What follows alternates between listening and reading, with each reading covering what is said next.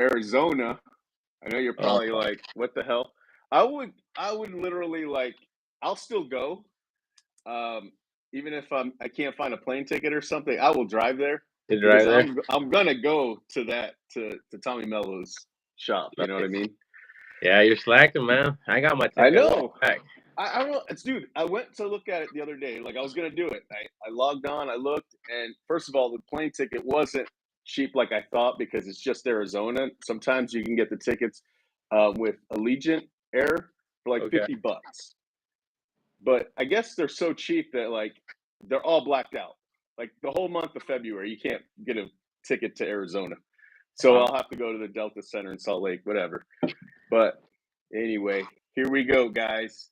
Uh, for those of you that don't know, this is the Obsessed with Lawn Care podcast. I'm Freddie Zahn, your host. This is episode number 54 with Roy Lawn Care from Wenatchee, Washington. That's Central Washington, for those that don't know. This should be a good episode. I want to let people know, if you're brand new to this podcast, if this is the first time, watch the whole thing.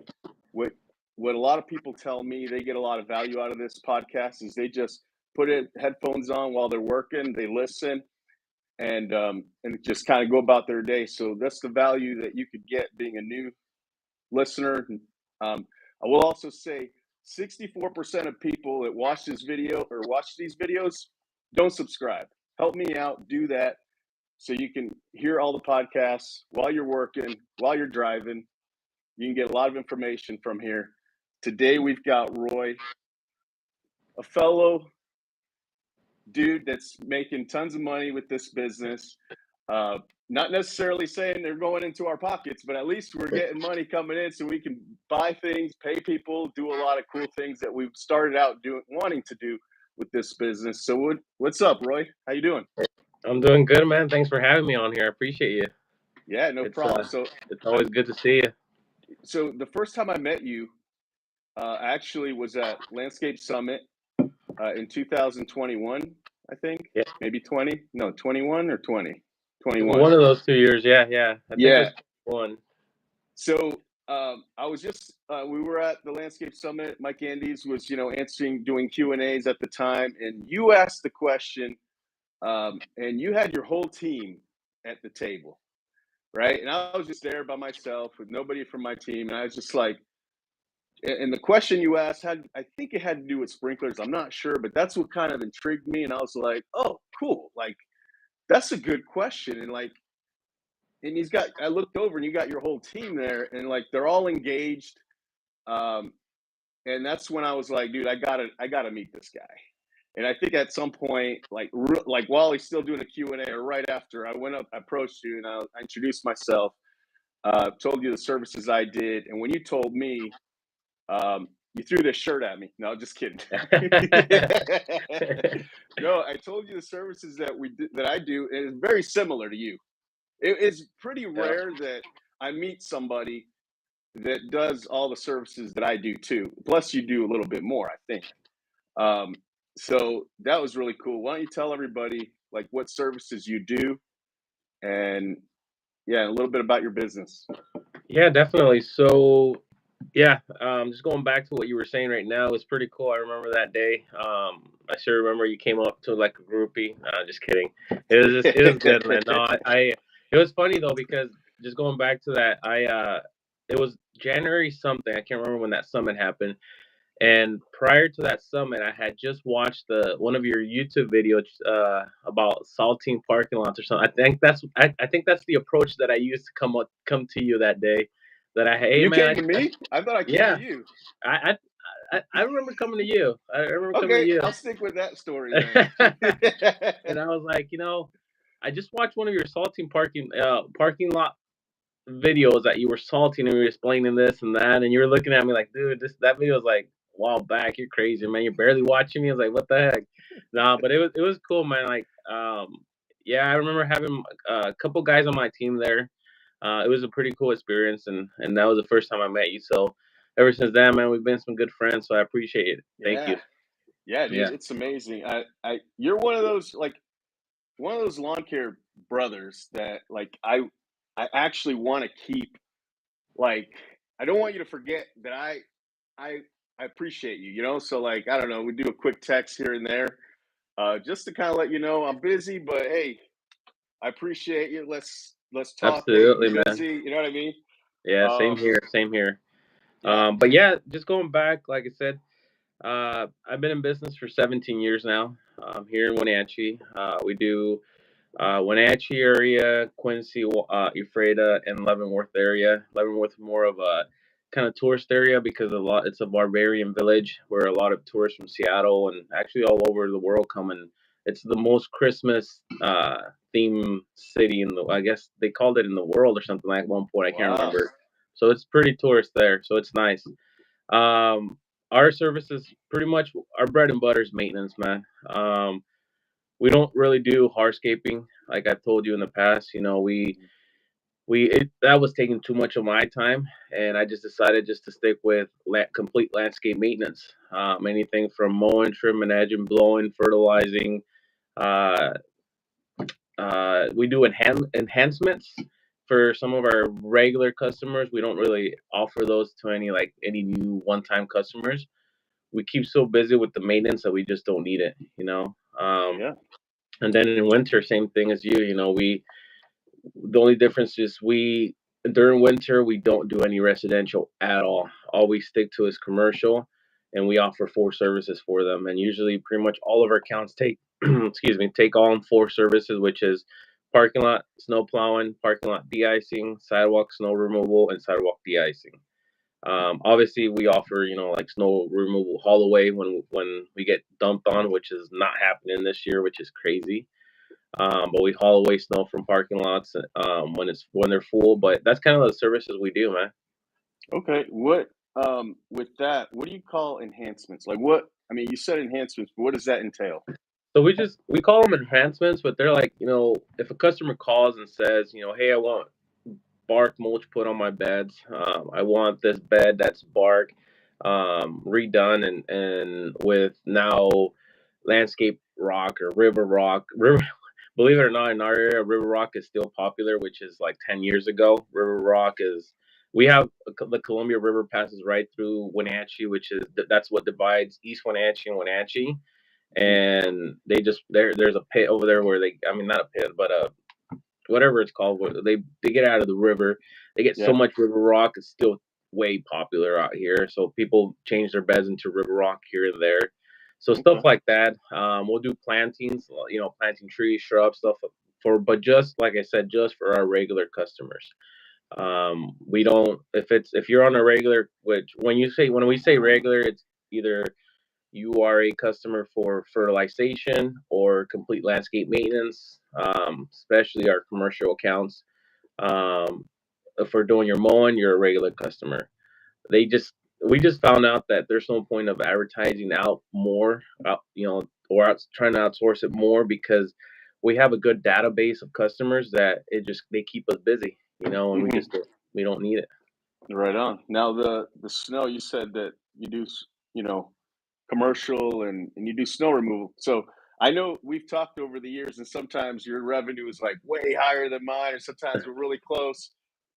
Does that affect your year end revenue? Is the snow like that dramatically as much as I think it does? Yeah, I mean, it varies. Like, definitely, I want to say the snow is kind of like the cherry on top. I always say I never plan for it. I'll be honest with you. I don't want to plan for something that I don't not for sure, right? Hmm. So, when we have those really busy seasons where we get a lot of snow, it's just extra income. A lot, it keeps me really happy. Yeah. But like for instance, this year we're not having anything. I'm sure you're in the same boat. I think Yep. we've only probably plowed like twice, and it's only been like 2 inches, trigger kind of deal. The cool Yep. thing about it is our parking lots are 1 inch or 2 inch triggers, so we'll still plow them because they're commercial. A lot of them are banks that they're zero tolerant to ice, so they want it Yeah. out there. So if we're not making money with plowing, at least we have the job security that we're doing Salting. some de-icing. Yeah. Yeah. Yeah. Me Um. too. Yeah. We pushed one time. so my residentials, we do residential and commercial for snow, and the residentials we've gone out every time because they'll call if there's half inch, even like it's just a sheet. So and I don't mind, that's the whole deal. But the commercial where we make our real money, one time, bro, Oh wow. one time, and it was in November. We didn't Yeah. even we didn't even push in December yet. So, but years past, I kind of always think about it. Like if you were to ask me in June, when is it going to start snowing? I always say Christmas. Yeah. You know what I mean? So I mean, Yeah. I feel like it's okay. I know that there's some years like last year, dude, we had 34 storms, which is crazy. That's like a mowing season, you know what I mean?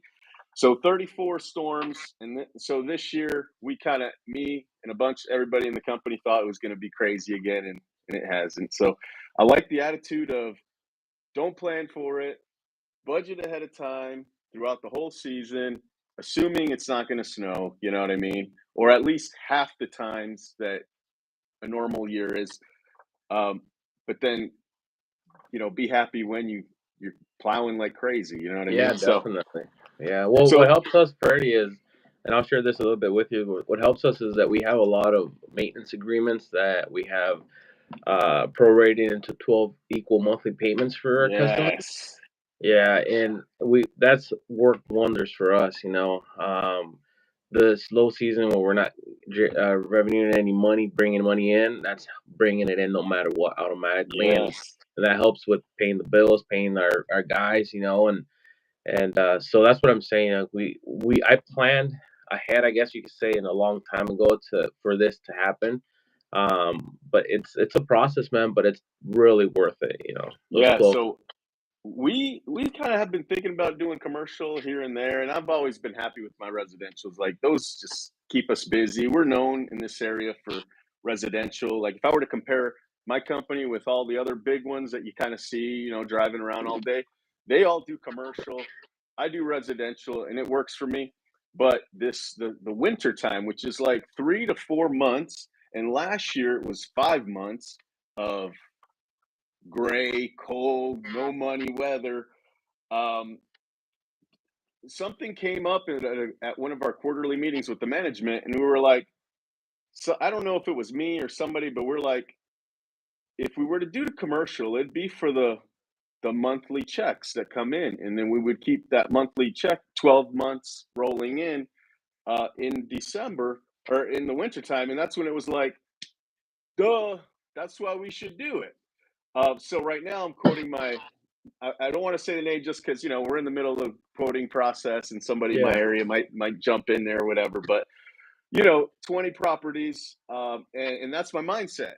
nice. And you know what I mean? And that was like their first email to me was like, "Hey, this is well, they called first and we said yeah. Then they sent us the scope of work and the requirements and everything, and they mentioned that the 12 month they'd like it all in even payments of 12 months, and it was like, wow, like Yeah, why did it take me this long to really figure that out? Like that's the key to having a strong winter, winter pay. definitely. But And, while we're on the winter topic, sorry, what were you gonna say? no, go for it. Go for it. We're good. Yeah, so year end, we got a question here that asks from Kate. It's a year end tax question. What do you do when your surplus is so much and tax time is coming? So basically, what he's saying is it expensive to have a lot of money? You know what I mean? So do you buy something before end of year? Do you buy something, and what is it? What's your kind of tax strategy with that?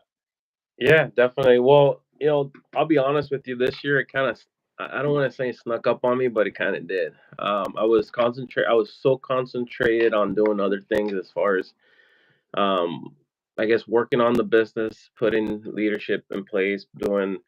We're actually saying changing our CRM right now. We're doing a bunch of stuff that honestly, man, I didn't even realize, until yesterday it was December 29th, which now is December 30th, which is crazy. But yeah, I mean, my wife and I keep talk about that all the time, because I don't want to say I don't like to pay taxes, but I like to invest in my company more, than giving my money away. Yeah, Um, we last year our taxes were crazy. So I was trying to not have that happen this year again and do some more investing here and there. We did throughout the year. We did some investing, so I feel okay. But I got a call from my CPA, like I said a couple of days ago. He's like, "Hey, I think you guys spend some money because you're gonna be paying more than last year." I'm like, "Oh man, don't tell me that." So I was scrambling yesterday. I was looking for a truck. I was looking for a van. I was looking for something for passenger van for my guys. Because so we all, like I was telling you, work in Quincy, and it's about a 30 to 45-minute drive. That's the second location we have. We just don't have another. It's kind of like a remote satellite location, I guess you could say. So I was looking for a van for them to travel back and forth. But yes, definitely. You have to buy smart though. You just can't spend your money just for spending your money. I think we talked a bit about this one time when we were in one of our courses that, you know, yes, it's good to to to show that you're producing income, that you're profitable, but at the same time, at the end of the year, we always evaluate really if we really need to buy anything. Yesterday, I had my irrigation tech go out and say, "Hey," I told him, "Hey, you need tools, you need this, you need that. Anything you think you're going to need for this coming year, go ahead and buy it." Yesterday, I told him, I told my brother in the fertilizing department did the same thing. He ordered some spreaders, he ordered some different equipment that he needed. We went out and we bought, I think, like 10 echo blowers, 10 trimmers, and weed eaters, just because we know we're going to need them. If I didn't know we were not going to need them, I wouldn't have bought them. I would have probably Right. just paid the 30%, whatever they charge me, keep the other 70, and invest it. But it's a hassle, man. It's just you just got to buy smart. You got to buy smart. Don't just spend your money, because at the end of the day, it's like, what happens if something comes up and you need your money and you don't have it because you spent it? You're gonna sell your stuff for pennies on the dollar. That's not good either. Yeah. But definitely look at what you need, what you're going to use. The reason I said I kind of slipped on me and slept is I would have probably purchased our fertilizing products if I would have paid a little close attention to our P&L, and but I like I said I was doing other things. I would have probably purchased chemicals products that I know I was going to use next year, because I mean, if you have the storage, why not? Yeah. Store it somewhere and you're going to use it. And then most likely you'll get a better price right now because nobody's thinking of buying those kind of things. Yep. So yeah, that's kind of what we do. And like I said, I'm kind of crazy. I buy trucks throughout the year. So I think this year, I think we got, I think it was 3 new trucks this year that we added to our fleet. So that's why I say I kind of felt I didn't pay too much attention because like, we bought these trucks. I don't need to. But yeah, I got a call from my CPA, and he was like, "Yeah, you should have spent some more money." I'm like, "Well, don't tell me that," But it Yeah. is what it is. But yeah, definitely, like I said, if they're thinking about that, just buy smart. Buy what you need. Definitely, don't just waste your money because it's Yeah, exactly. But all I'll say about that is, say you got 100K in the bank, uh, you're going to pay taxes on that. So you either buy a bunch of stuff to lower that tax cost, or you pay, 50K in taxes. So it's up to you. So you definitely need to buy what you need, and buy smart, like Roy yeah. said. So one of those things. So you said you bought 3 trucks this year. Did you paint them right away? Did you wrap them right away? Yeah. 'Cause We, yeah, you know me. I wrap them, yeah, in that green color that you have right yep, there. Repping it. We wrap them right away. We don't paint them. I tried painting them in the past, but I can't find a good. I don't want to say a good cheap body shop, but it's just when you're looking for cheap, you're looking for disaster. But right, yeah, I don't want to put a number on people's work either. So I don't feel, yeah. but so we don't have any, like, I don't know if in Utah they have Makos or oh, okay. We used to have one here. I want to say 15 years ago when because I painted one of my first trucks there. But that was like I said 15, 17 years ago. But we don't have that here, and the closest one is like 3 hours away, I think. So we end up wrapping them. I have a really good relationship with my detail guy. He's wonderful, man. He does really good work. Just wraps the whole thing. Yeah, I think that's pretty smart too, because with our bright colors, you bright green and me bright blue. Have you ever resold the truck, or do you just keep them till they die? Honestly, I just got rid of one, and it was a kind of like a bittersweet moment because it was one of my first trucks. But I kind of gave it to one of my guys, one of my Okay, employees that been with me for a long time. So he nice. kept the green. He just took the Yeah, okay. logos off and everything. So, Yeah, so but it, because try and sell those trucks with the paint like I do, it's near impossible. yeah, You know, so if I were able to wrap them, I think I'd get a better. I don't sell them very often, but every once in a while, it's like I try and sell one because I'm like, all right, let's sell it. Yeah, I don't want to think about it. Let's just sell it. And then it's on the market for like 2 months, and then people look at it and they're just like, they can't get over the color. And then I'm like, all right, screw it. I don't want to sell it anymore. And I yeah. never sell them because they're so bright blue, and I don't want to lower the cost just because of that. But I will say, so to me, marketing for you is kind of like you're obsessed with it. Kind of like I feel like I am too. But what got you obsessed with, making sure they're all uniform looking, the logo, like your shirts, you got the logo on the front and the back. I mean, and all your business cards, everything that I see when you post about your business, it's like branding. So what got you thinking that way? You know, for many years and starting off, it was just like everybody else, just white regular trucks. You couldn't really distinguish who was who. And I think we rebranded because we still had our original logo from when I started, at least up until like I want to say 8 years ago when we went with the electric green color.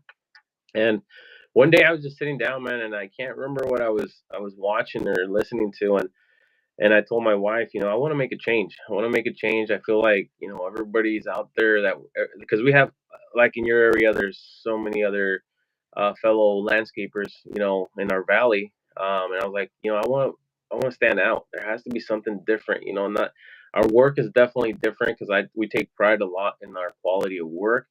And till this day, that does not change, and it won't change ever because that's really important to us. But I just told I want to be something different. And we were reading a book. I can't remember what it was, and it said something about being the purple elephant in the room. Mm, Being that yeah, person. Seth Godin, Yeah, couldn't remember. Yeah, there you go, Freddie. the So purple cow, I believe. a purple cow. There you go. I changed it to elephant, right?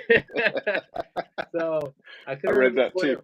I couldn't remember what it was, and it just like stuck to me. And I'll be honest with you, man. Like when I came up with the idea of wrapping my trucks and going all green, my wife, she wasn't on board all 100%. She's like, man, we're gonna spend this much money on wrapping a truck? You crazy, And then I ended up wrapping our first truck, and from there, man, like everybody would be like, "I see your trucks everywhere. They're all over the place." And I would always say, "Well, hopefully working too, not just driving around."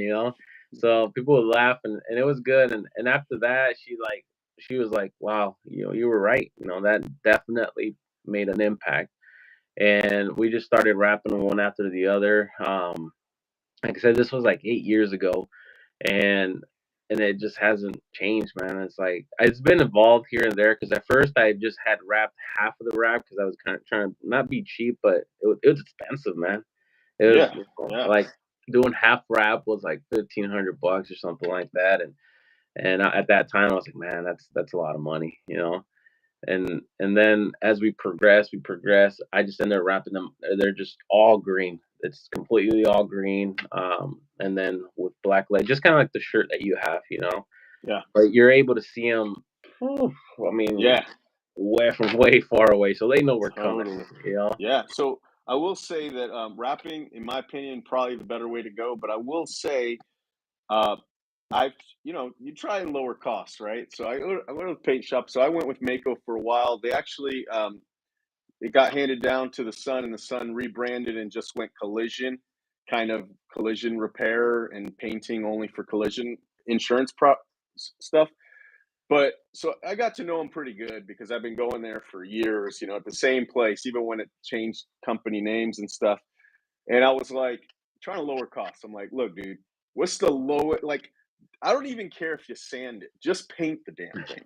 And he's like, Freddie, we have to sand it. Like, there's no way to paint a vehicle without sanding it. And they kind of walked me through the process, like basically saying, look, I'm doing it as cheap as I can, but look what we're doing. It's like, you have to. So what I got out of that whole thing, and I kind of kept that in my mindset, was like, you can find somebody to do it cheaply for sure, like paint it. But if you go to a real company that at least sands it, it could be cheap. Like the door inside the door will still be the same color as the old truck or whatever. But for the most part, the paint is as good as it's going to get. You know what I mean? Yeah, So I will say that because you can get it down pretty cheap, especially if you're just. In my case, sometimes I only do the cab because we change the beds out. But I think wrapping is the way to go. I just want to let you know that sometimes, as long as they sand it, you can still yeah, get a good deal. So with the branding, and you noticed, everybody kind of like, I'm sure it's like a really great form of marketing. Obviously, it's like probably the best. absolutely. I'm gonna ask you what's better than that, but it's probably one of the best ways of marketing, and people kind of feel like, well, if I see them everywhere, even if you've got like, I mean, in your case, I don't know how many trucks you've got, right? Like 20 or something or more, I think we're up or to 15, 19 right now. 19, 19. 20. Yeah, so they do. You are everywhere, and and people out there are probably like, well, they're all over the place, so that must be who I've got to call. So Yeah. so that's kind of how I feel with that. I feel happens with me. But so with that said, what has been the biggest marketing like explosion that you did something in marketing, or just happened naturally, or you just threw some money because you were just trying to try something new and something just went boom? What, if anything, was that? I think honestly, I want to say our trucks, because our office girls are always asking, "How'd you hear from us? Where'd you?" Is if it's a referral, because if it's a referral, we like to thank them. We like to send them a coffee card, stuff like that. So the girls are always asking, and I want to say like 70 to 80% of people just say, well, I wouldn't say that high, but it's pretty high. Yeah. They just say, "We seen your trucks. We seen your trucks." I mean, because and I go through like on a weekly basis. I go through all these requests, and I just read them just to read them, stuff like that. I like to figure out where calls are coming from, and like I said, a lot of those are just we seen your trucks out there, and they're or we seen you working in our neighborhood, and you guys look professional. You guys were all in uniform. Your truck and your equipment were all clean and tidy. And not that it gets dirty, it does, but we're organized and this and that. And even our trailers, like our utility trailers, they're all painted green as well.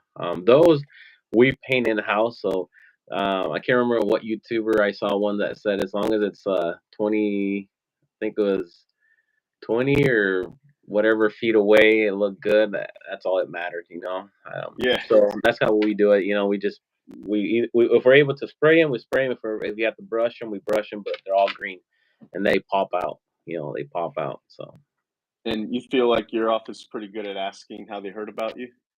yeah, yeah, they have it down pretty good. We have a system of questions that they ask when it's a new client that they're calling, that's calling in, and they're pretty good about getting that information, and it's worked throughout the years. And especially it's important because if it's a referral, like I said, we like to thank them, and we get a lot of referrals as well. A lot of word of mouth is like I said, family members calling in because you do with my brothers, my sisters, or whatever stuff like that, and it's good. But yeah, I mean, I want to say that investing in those wraps, having Yeah. a wrap vehicle gets the exposure out there like crazy, man. For years, they've asked, you always want to do home expo shows, this and that. We've done in the past, we've done billboards, here and there. We're actually just putting up another one for our tree department here pretty soon. Nice.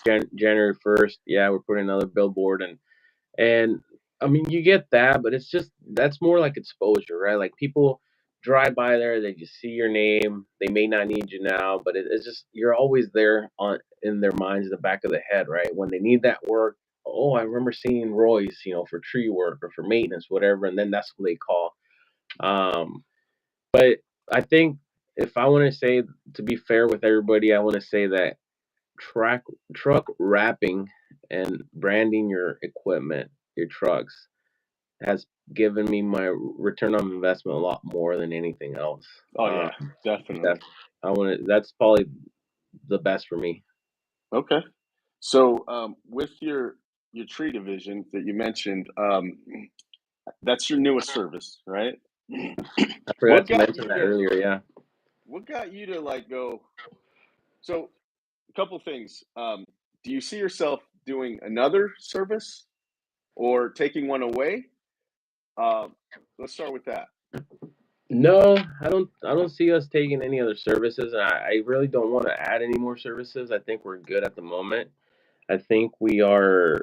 Earlier, I forgot to mention the tree side, and definitely this is something we just added this last season. I had been working with a buddy of mine for years. He was subbing. I was subbing him a lot of work. Well, not a lot, but quite a few trees here and there.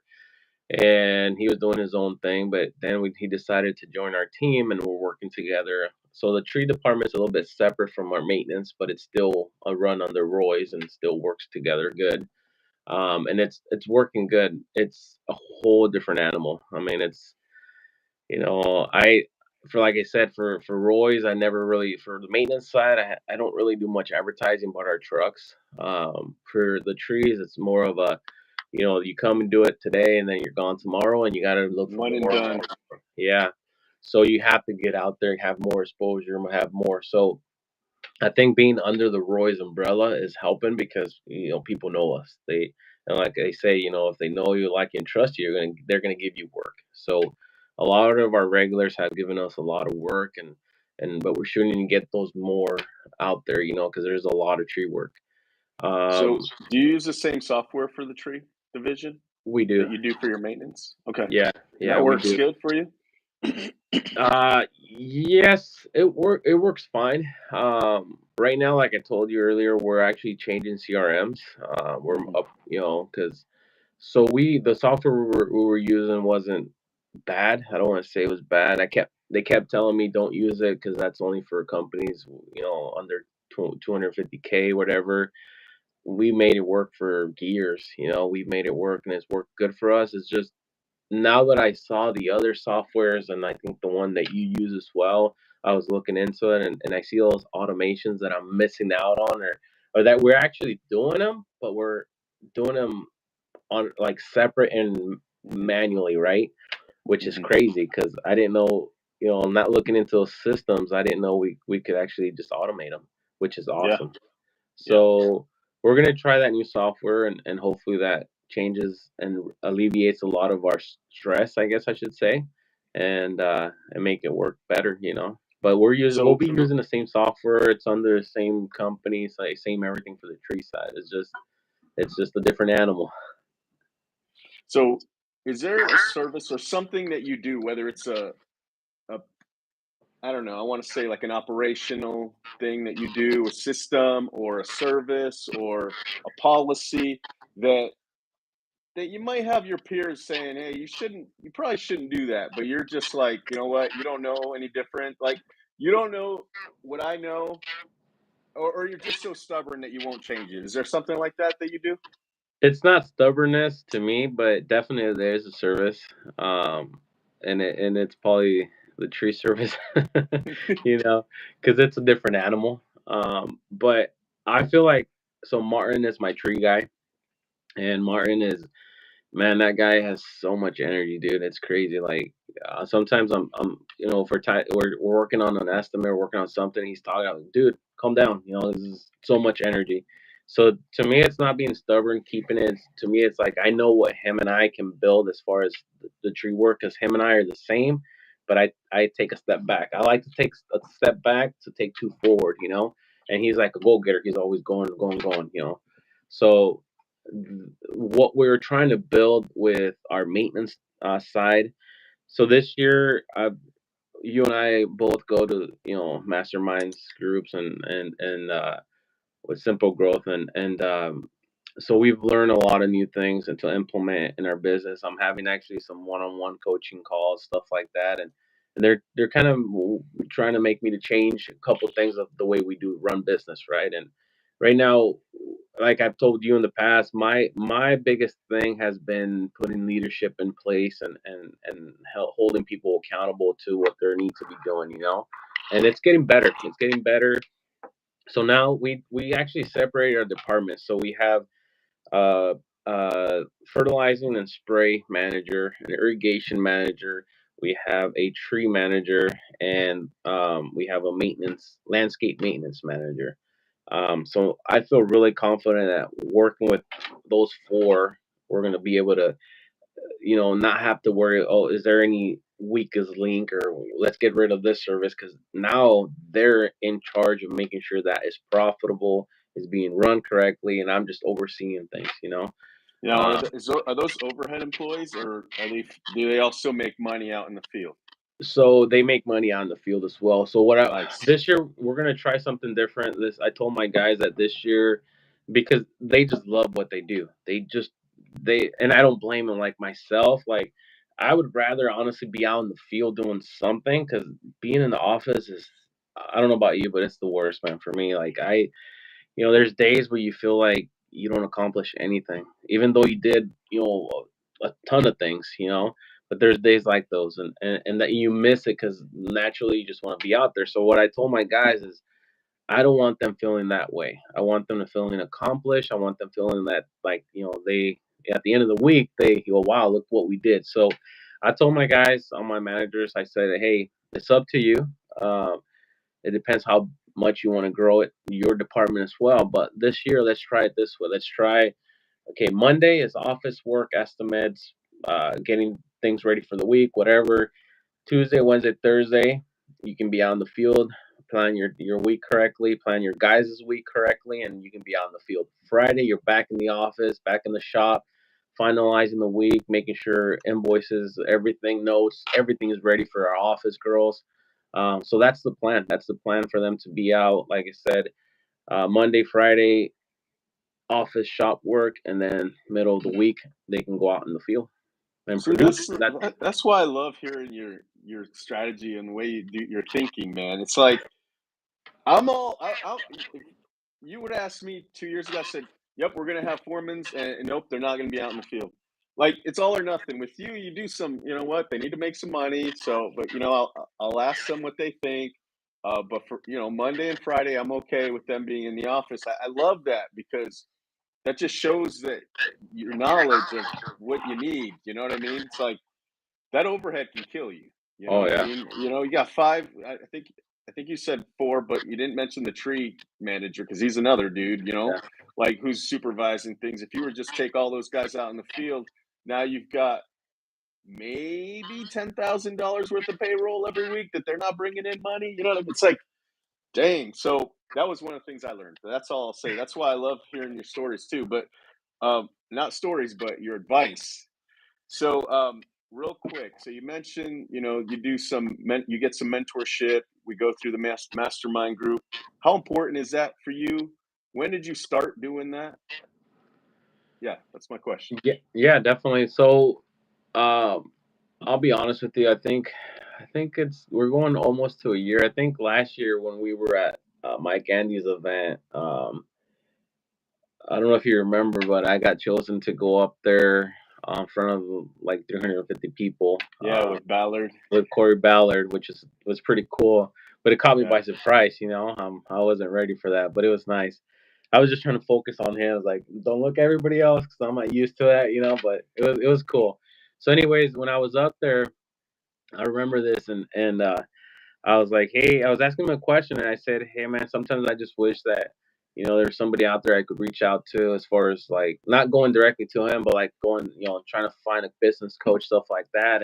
And I remember the lights were like really bright, but I could still see someone way back there. And I'm sure Dan, if he ever sees this, is gonna laugh because he'll remember. But when I said that, I saw somebody just going like this, and it was, but I couldn't see too much who it was because the lights were hitting me, and it was Dan Ralphs. Remember, that Yeah. was the first time I met Dan Ralphs there, and And I think you introduced after that. I talked to you a little bit, and you mentioned that you were part of that group, and you introduced me to them, and so it's going about a year now, and it's just a lot of the time, man, you know what you need to be doing, um, but you need someone to hold you accountable, and I think that's why our relationship is really cool too because you're still beating me on that weight loss challenge, but I'll get there one day, But you held yourself accountable to stuff like that, and it's cool to hear, hey man,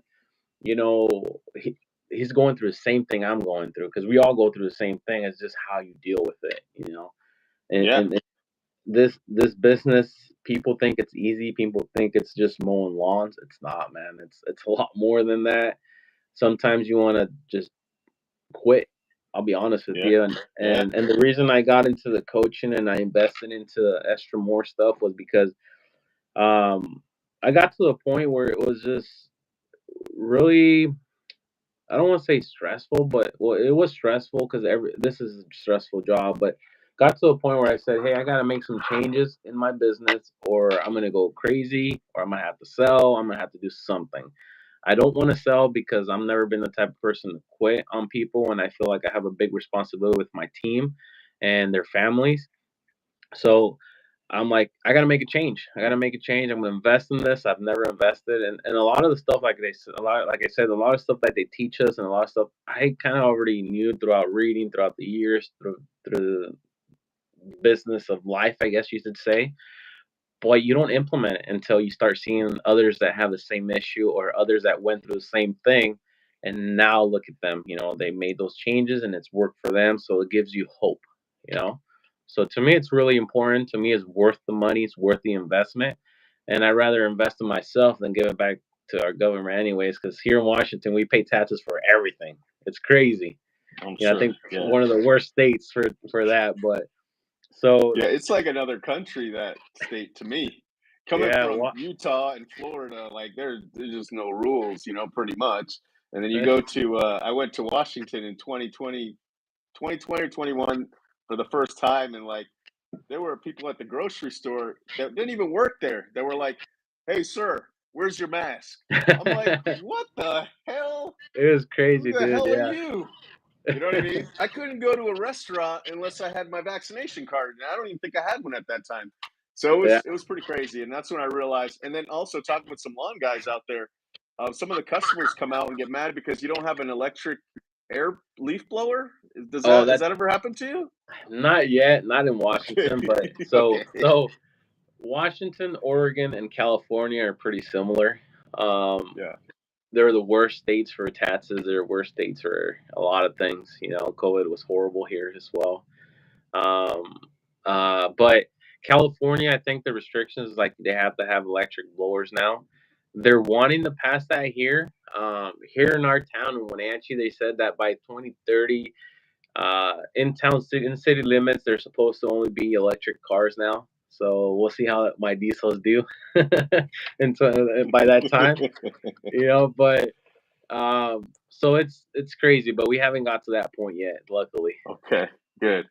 So, what's the next big move for you, like that you're gonna implement, and maybe not necessarily a service? And I know you talked about, building a leadership team, and that's something that you're working on. What does that look like now? Why do you feel like that's important thing for you to do? Yeah. So that's if talking about big moves, I think that's my biggest move right now.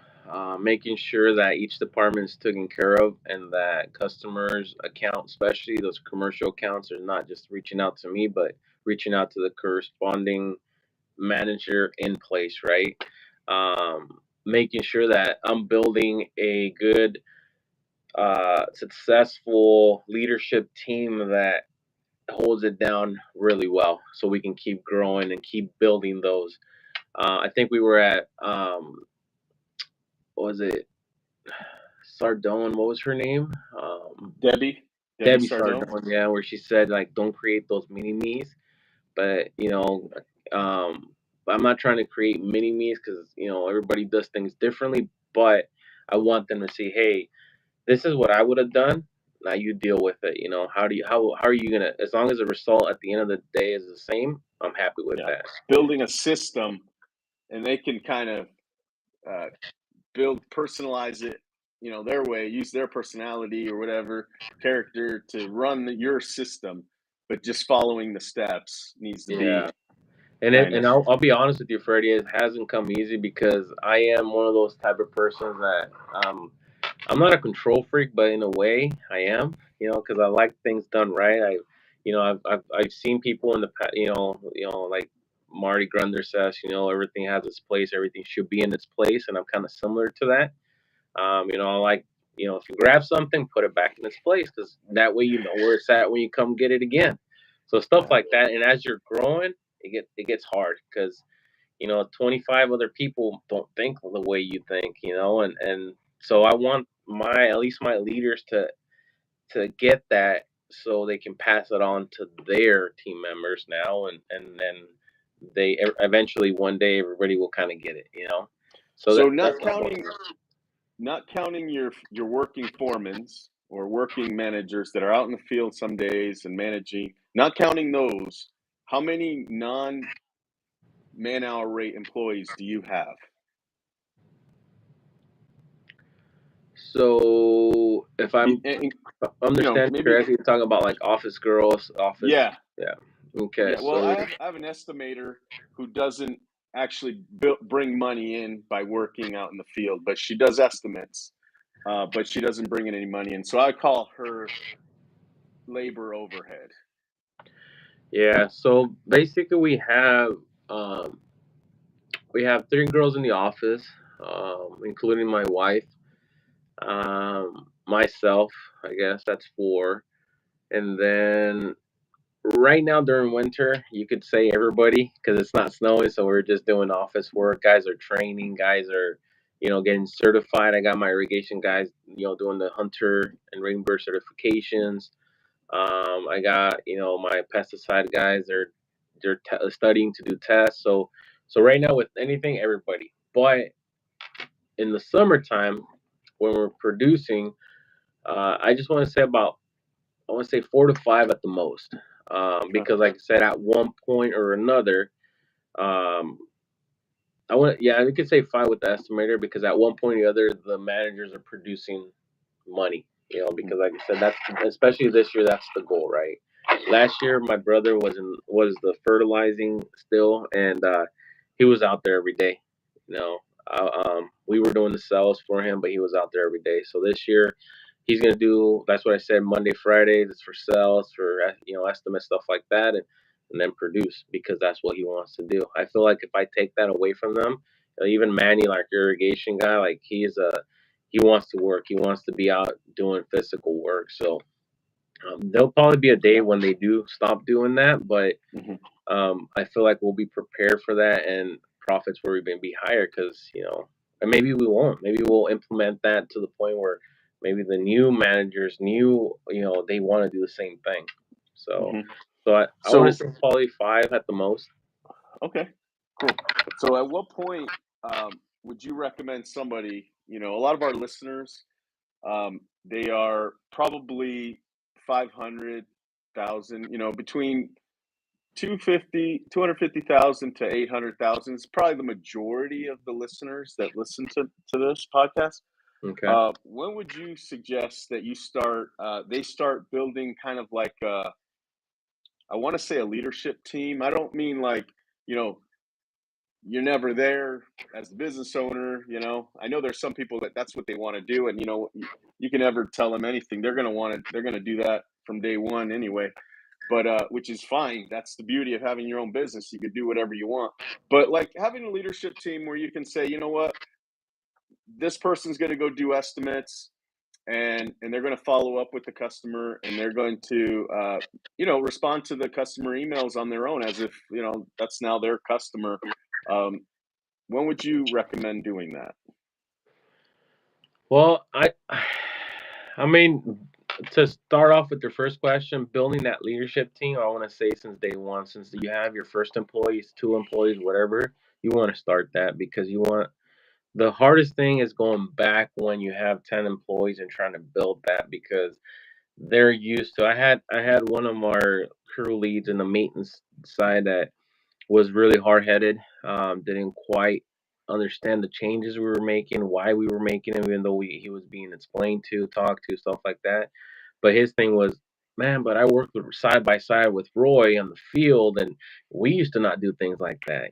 We used to do it this way, this and that, and it's like, dude, but things need to change if we're doing for the better. I would have conversations like those. So I would say you have to start from day one when you're ready to have employees start thinking about that, start implementing.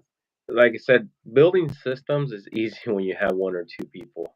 You know, it's harder. The bigger you grow, it's harder. The harder it gets. So, um, start from day one. If you're thinking of if that's what you want. So, like you said, there's people that may only want to be solo. There's people that may only, they're not thinking of building a, you know, 20, 30, 50 employees. They're not thinking of that. So it just all depends on what you want. Have clarity of what you want, where you want to go, and go from there. Yeah. Speaking with about the solo guys, I do talk to a lot of solo guys, and I ask them, I go, "Do you want to stay solo?" They're like, "No, I don't. I want to grow." Um, and I'm just curious, like, why why do you think most people don't have, you know, crews kind of like we do? Um, what's your thoughts on that? A lot of it has to do with, I think, with the ability of letting go and letting people, trusting people that they're gonna do good. Maybe not as perfect or as good as we think we do it, but a lot of people just, they start with a second crew and then maybe has a little hiccup here and there, and instead of trying to fix that, explaining to him what he could have done differently, they're You like, go man, and do it's it. never gonna work. I got to do it because if I don't do it, nobody else is gonna do it. And I'll be honest with you, I was, I was a big one on that. But when I realized, man, you know, no good is no. What do they say? No news is good news and stuff like that. That's when I started Yeah, realizing I'm not getting any bad complaints. My guys are killing it. I'm yeah. not having to babysit them. All I got to do is copy paste to another crew team, another team. And that's what we've been doing throughout the years, simplifying the services and just copy and paste. And this crew's doing it this way. Next crew's gonna do it the same way. Next crew, stuff like that. So you Um, said that, no news is good news. Was there a specific moment you realized? I remember my specific moment where I was like, "Holy crap! I'm gonna let them mow now from now on," because in my case, I'll just give you an example. So we split my crew. It was like three of us trying to mow. I don't know, 150 lawns a week. I don't know, something crazy, and they were like from they weren't the density was not quite good. uh So huh. we weren't mowing as many lawns as three guys probably could do nowadays. But we were driving all over the place. But it got to the point where it's like, all right, I just hired this other guy, so now there's four of us. We're gonna split this up. You guys are gonna do the south end. We're gonna do the north end. Whatever. And I think we were pretty even. I don't know what the number was, 60, 70, something like that. It was pretty even. Um, anyway, the first day, I don't remember. We had 15 houses, maybe 20. They had the same amount, and they were done by like 3 o'clock. Like wait, half of what time I was done. And my first thought was like you said, dude, it couldn't be good Yeah. if they finished that damn fast. I mean, um, and so anyway, I went and looked at it like the next day, um, and the lawns looked perfect. So I was asking him, I go, what? I go, hey, bro, what did you do that made it so fast? He goes, well, I just took the bag off. It was a side shooter, like it was a 48-inch pistol grip Lesco that walked behind, and he just took the bag off and he's just spitting the grass out on these big properties. And and I was like, no shit, really? And I was like, I wouldn't even notice. Like I didn't even notice. So that's when I realized, like, holy crap, like I'm not the smartest person on the planet. You know what I mean? Like they're gonna do good. Yeah. So obviously there was some problems spitting it into the garden beds, blah, you know what I mean? But at that point it's like, hey man, when you don't spit it into the garden beds. All right, like you're doing great. Just don't do that dumbass stuff, Yeah. like walk the other way. So once I figured out that, yeah, I let them go, and that's when I realized immediately, wow, I can let go. That was Yeah. my moment. Do you have anything like that? Absolutely, man. Same similar stuff, it was just one of those things, I was always, concerned of, what are customers if they don't see me on their property, what are they going to say? They're not seeing me anymore, and when you're small and you're used to, your customers coming out when you're doing residential and talking to you. That was one of the things I liked, but at the same time, it was like horrible because you were trying to produce, you're trying to get the work done, and the customers would come out, And Right. now, all they see is my guys. So, but it's awesome, man. It's crazy how it makes me proud because we have, and when we're invoicing, they customers are able to leave tips, stuff like that, and my guys get tips like crazy, and it's like it creates a little bit more of a step for me in payroll wise or office for payroll wise, but I like it because that shows that they're doing good, and but then going back to your question, definitely I remember when I first started my cruise and letting go. I would do the same thing as you. Is like wonder why are they doing it? Because they did some work faster as well, And I was like, man, what are they doing different or wrong? And then you just gotta trust your team that they're gonna do the job right, And definitely you don't want to just slack off and not check their work because you definitely want to be on top of it. But you don't want to micromanage them either. You want to give them the freedom to do the work as long as the work is being done and the end product is the same at at the, like we call it, our Roy standards here, our green team standards. That's all that matters. I don't care Yeah. how you So, get it done. I think I'm on the same page with that. What you're saying is, there's no like official. Well, you might have an official standard operating system, meaning go to the property. The first thing you need to do is edge the sidewalk, then then the fence line or whatever, and everybody needs to do it that way. You're saying you don't care if they do that last. I don't care. It just has to look good. Is that what you're saying? Yeah. Well, the thing is, Yeah. every property is different, right? We can't. I've been to companies where they have, like you said, hey, you have to get to the property. I was at a company once where they actually had it mapped out. It was crazy. I was like, wow, look at all that work they put in. They had it mapped out. They said you're gonna park here, you're gonna come out through here, you're gonna put your cones, which is a good system to have, and we have a similar, but not on the paper. So it's not. I don't Yeah. want to feel. I don't Standardized want. for the I don't. company. I don't want my guys to feel like I'm a dictator. This is the way you have to do it. As long as, because my guys, they get off the truck, they're putting their cones out, they're being safe, they're watching for people, stuff like that. Same thing. But every property is different. There in our area, we trim and edge the lawns, but there's some areas where sometimes it doesn't need trimming. You could go with just edging because you can get the more up close to the edges and it mows it right, and then Hmm. it just looks nice with the edging. And a lot of our lawns are being edged with our trimmers as well. So we use the curve shaft trimmers from Echo, the long ones, and not the straight shaft, but the curve shaft. And so the guys are trimming. We call it trimming, when you're trimming the lawn, and then as soon as they get to an area where they got an edge, to turn it around, and they go right back. So the reduction is fast, for the edging side. So there's times where, okay, so this lawn does not need this, so you have to mow it first, and then you trim it so you edge it, sorry, so it looks really good. So I leave it up to them. Same thing with when it's like a rainy day. We don't get much raining when at you, but we get rainy days here and there. The guys, somebody would just put a mower right in the lawn if it's raining. We don't. The guys have the decision of, okay, let's not mow it if it's too dangerous because we use a lot of riding lawnmowers as well, and you can create a lot of damage. You know, Hmm. but if it's like a light rain, the guys will blow off the lawn real quick. Not like a really concentrated staying there for hours, but Hmm. they'll blow off just to kind of air it out. and that just helps them out a lot. It takes a little bit more step, but I leave it up to them. If you think it's going to Yeah, need it, I'd rather you spend 5 minutes blowing off the lawn than spend 20, 30 minutes trying to unclog your mower. You know what I mean? totally. Because we Yeah, over here we bag. We don't. So yeah, we can't mulch or we same, can't side discharge because same. yeah. So we have to Yeah. bag everything. Yeah, and I tell the guys, I try and make it so like on a rainy day, I try and like make it sound like it's a good thing. Hey, it's raining, so you don't have to trim today. Just mow.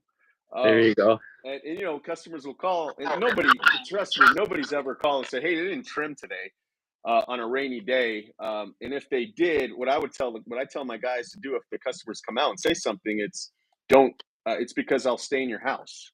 You know what I mean? Because it's wet. So anyway, but last thing, Roy, because it's been about an hour. I like to keep these at about an hour. But I will say one of my biggest things that people always talk to me about that are scared to kind of hire people and leave them like mow lawns by themselves is what you mentioned. Customers want to come out and talk to you.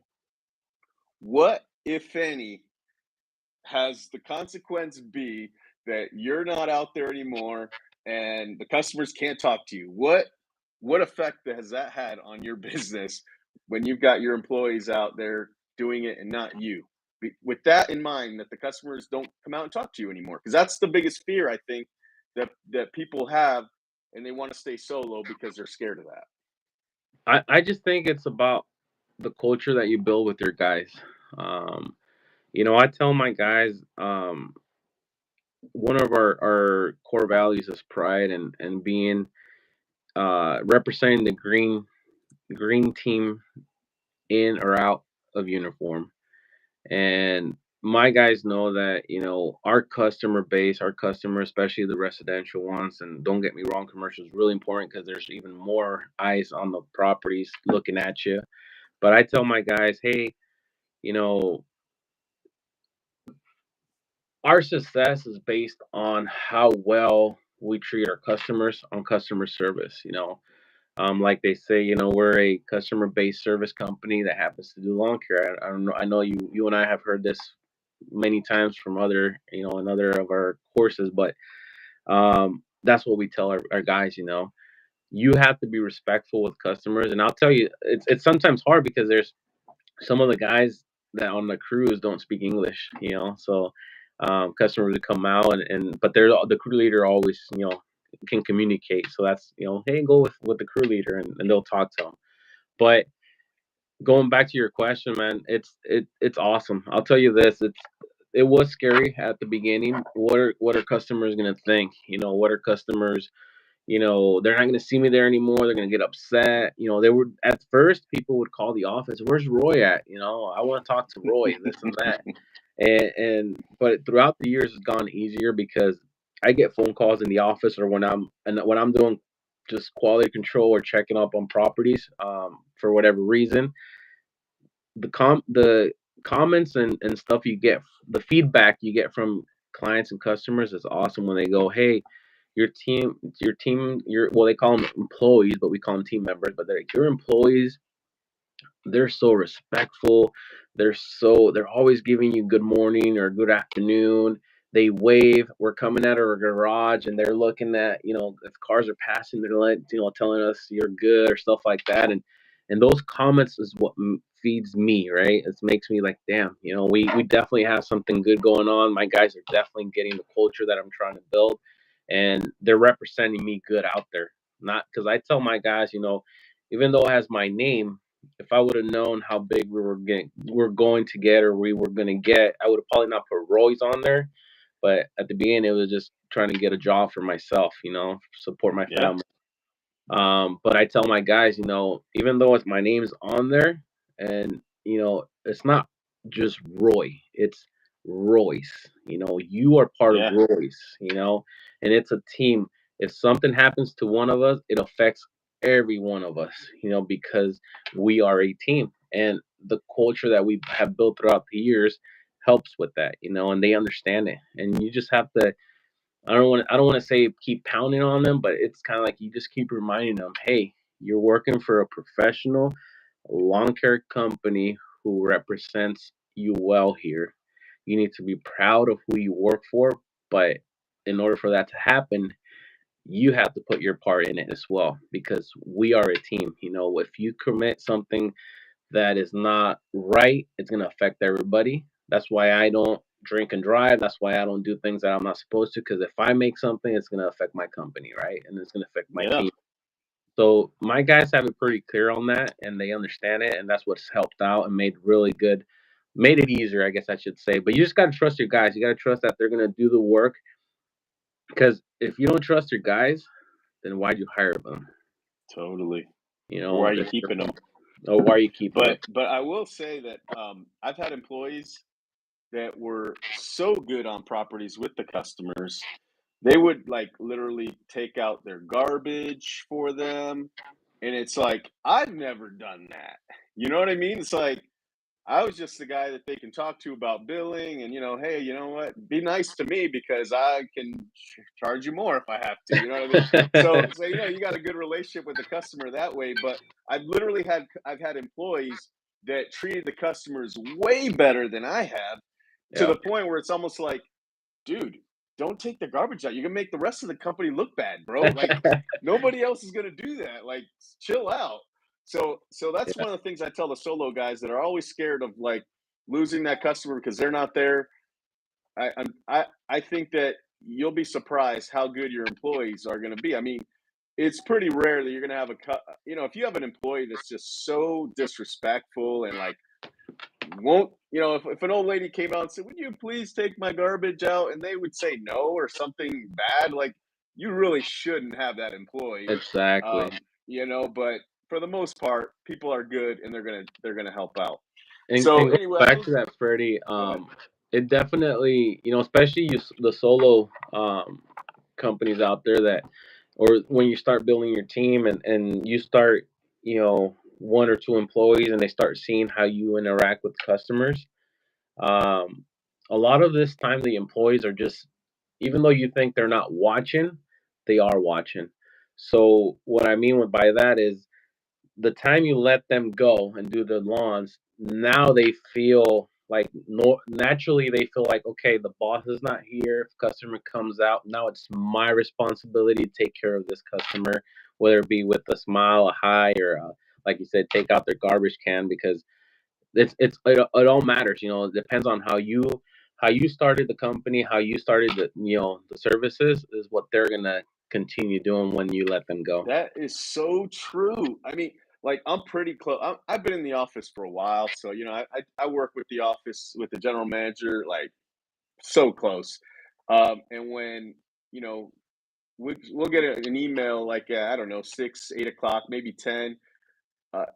You work with somebody that close, the like the general manager, my general manager would write an email. We've wrote emails back because it's on our phones and we're replying back to the customer at the same exact time, and we send it at the same time.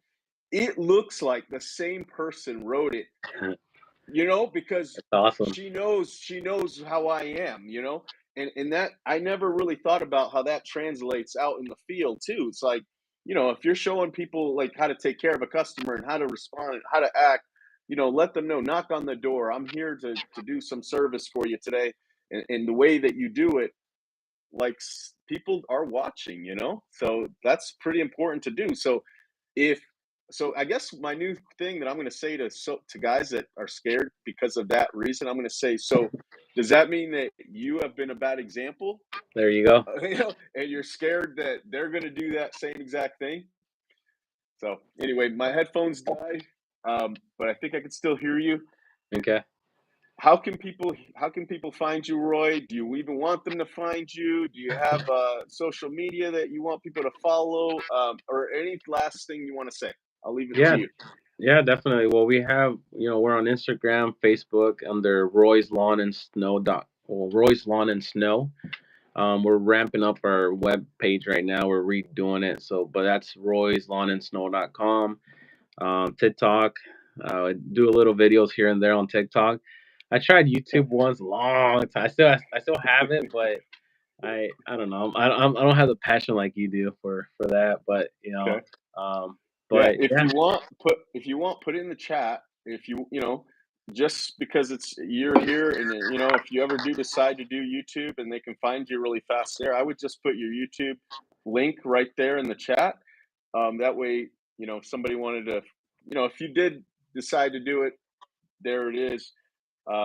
So I Oh, appreciate you, brother, I man. think I'll leave it for right now because I don't Okay. think I'll be picking it up. But if I ever do, I'll give you a call for advice. Okay. Well, But dude, no, I but just appreciate you basically, so much.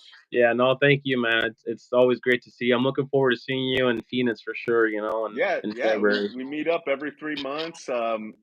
Dude, it's already been since Tennessee. It's already been 6 months, bro. Like It's crazy, almost. huh? Can It's you believe crazy. that? Yeah. But then we met up in Dallas again. So, dude, yeah, it's always great. I'm so grateful that you're my friend, and I can call you and let you know of all the scams that I've been involved in. That Yeah, somebody got me or whatever. I can tell you things because I feel like sometimes you need somebody to be able to vent those things to, and I appreciate you for all absolutely. that. Yeah. Hey, I see somebody's commenting that their sister lives in Ellensburg. Yeah, definitely. Yeah, It's not close by, but I know where that is, and that's pretty cool, man. Is it Eden or Aiden Lawn Service? yeah. Eden Lawn Service. Eden Lawn The Service. owner's name is Doug. He's been a long time listener. He hopped on one time when I was trying to test out the live Oh, and nice. got to know him pretty good. Hey, but Where's he? one of the Where's things he I want to from? start doing, I don't. Good question. I don't know. That he may have told me, and I don't remember. I want to say it was not Idaho, Ohio, Iowa or Iowa, I think. So maybe Oh, he's okay. not in Washington. Is it close Cool. by? It's like Iowa or something close by? Idaho is No, it not depends. Idaho. It's definitely not Iowa, Idaho. no, Iowa's on your side. Yeah. I'm closer that All right. way. Well, I always say going towards Pennsylvania. but one of the things I want to start doing. So my New Year's resolution. I know we're going on a little longer here, but my New Year's resolution is to do more content on YouTube. So I definitely want to keep my lives going, and I'm gonna have guests. Like I'm gonna try and do guests. So next week I got Christian coming on. So that should be good. Uh, Nice. oh, Eden's coming through our area. But one of the things I want to do is I'm really trying to push for the YouTube. I'm actually in talks with some sponsors and stuff because if I can generate enough money, I want to actually like do these lives while doing shop tours. Oh, nice.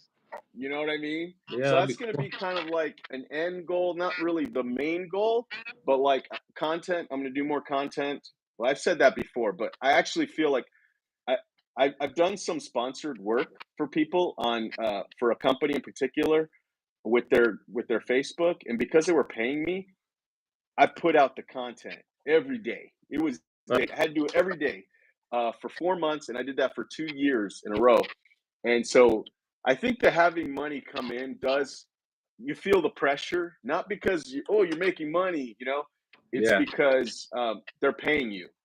Like so, I've got to like plug their business or whatever. If it goes through, I'll have to plug their business like in the middle of these or something. Uh-huh. But that's going to help me get to some bigger goals of going to shop tours, making this thing bigger. So that's one of the things that's one of the reasons why I need you new listeners. There's 64% of you that don't subscribe, but you watch the videos. Hit subscribe, please, for me because I need that number to go up because I want to do some big things with this channel. So There you go. anyway, Roy, bro, I appreciate you, and I guess I'll catch you on the next one. Absolutely, Freddie. Right? Nice to, yeah, absolutely. Thanks, man. I appreciate you. Take care. Later. See See ya. ya.